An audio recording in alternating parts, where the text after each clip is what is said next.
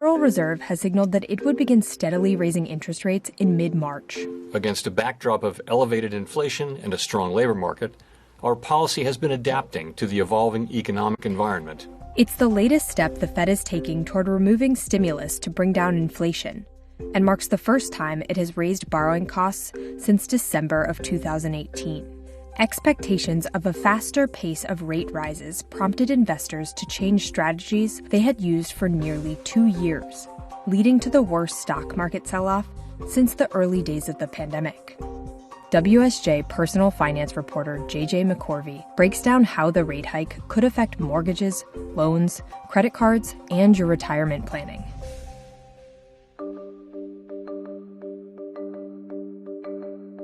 Mortgage rates have already been increasing in anticipation of the Fed rate hikes, but now they're expected to go up even more through 2022. However, if you have a 30-year fixed rate mortgage, you have less reason to worry because your rate is locked and you likely won't be affected. While fixed rate mortgages have a set interest rate for the life of the loan, repayments on adjustable rate mortgages become more expensive when interest rates go up. The rate increase could also pose challenges for those shopping for a home. For people who are new home buyers, the higher rates could make it harder to qualify for a mortgage. Even small rate increases can be costly if applied to big purchases when stretched over the life of a multi-year loan. Rising rates will impact both private and federal student loans. New interest rates apply to only new loans, but people who have existing private loans might have the option to refinance. Refinancing student loans could be a good option for those who qualify for a better rate based on changes in credit or income. When it comes to auto loans, similar to fixed-rate mortgages, most won't be affected if you already have one, because they usually come with a fixed interest rate. But if you're shopping for a car, a new loan with higher interest means you'll be paying a little more money. Interest rates on credit cards are typically not fixed. In fact, credit card interest rates change almost immediately after a Fed rate increase. If your interest rate rises, so could your minimum payment, and that can make it harder to pay off debt.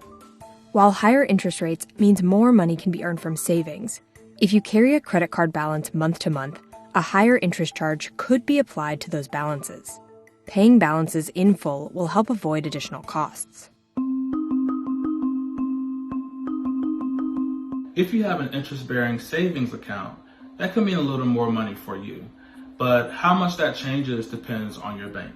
The national average interest rate for savings accounts is 0.06%, but some banks have savings rates higher than the national average, which will earn savers more money. Experts say fixed-rate savings such as annuities and short-term bond yields will also rise. This could benefit folks who live off interest. Markets have already experienced some volatility due to the expected rate hike, which has pushed some investors towards safer bets. Those safer bets could include dividend stocks and gold exchange-traded funds, some of which have outperformed this year. Federal Reserve Chairman Jerome Powell has left the door open to raising rates at consecutive policy meetings, which are held about every 6 weeks. The Fed hasn't raised rates at that frequency since 2006.